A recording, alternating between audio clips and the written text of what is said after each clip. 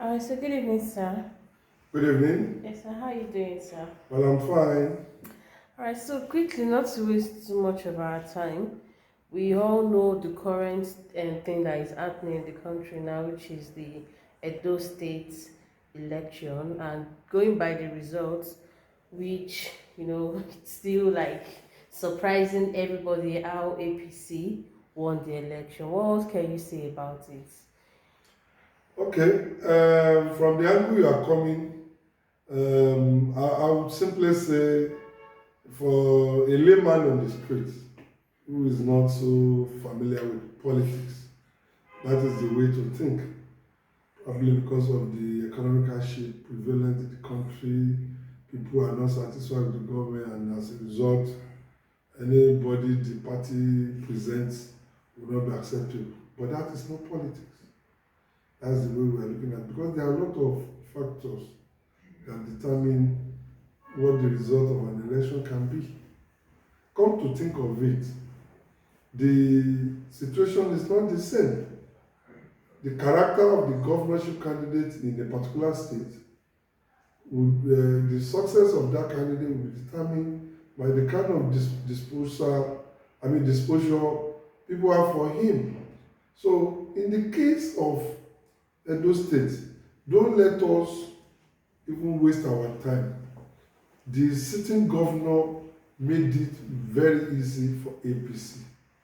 You see, it's not every time that we allude to rigging, to influence, to manipulation.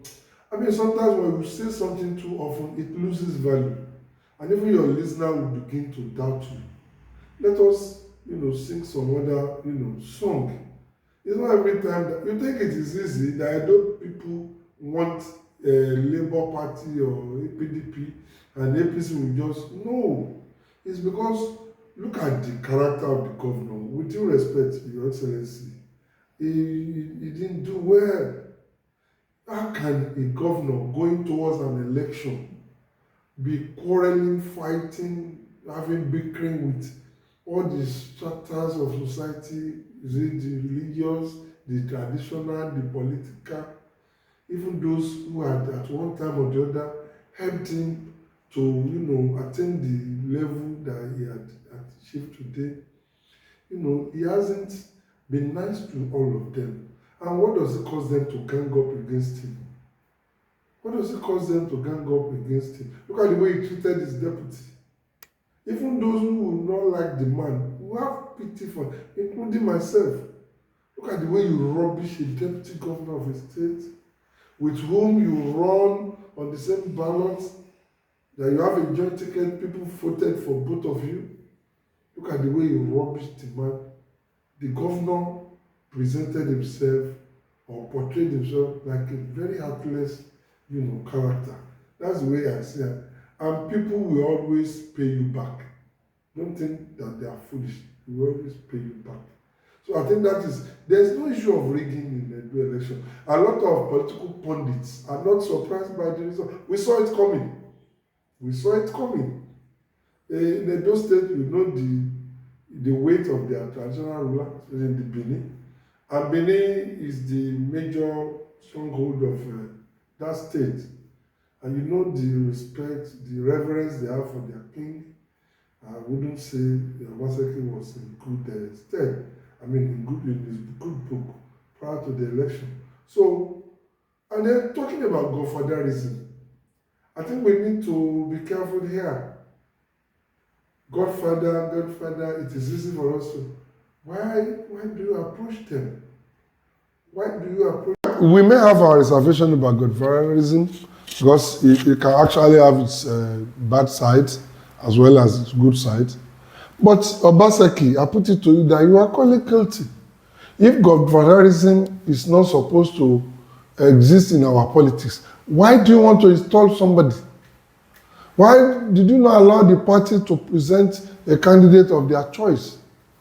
Why did you impose why did you impose Godalo? So you want to install him so that you can, after leaving office, exert some influence on him. I think it's just natural. It's just natural. You see, godfatherism is not even the issue because, come to think of it, for anybody to win an election, you need some people. You need people. You can't do it alone. So if that is so there must be, and it's natural they want to take advantage of you, but there is a pleasant way of saying no. There's a pleasant way of saying no, and there are times, a lot of times you say yes, because whatever they want from you will still tally with what you ordinarily needed to do for the people, and where you think is getting out of hand, there's a way to say no. Are you with me? It's not confronting in the manner your own was excessive.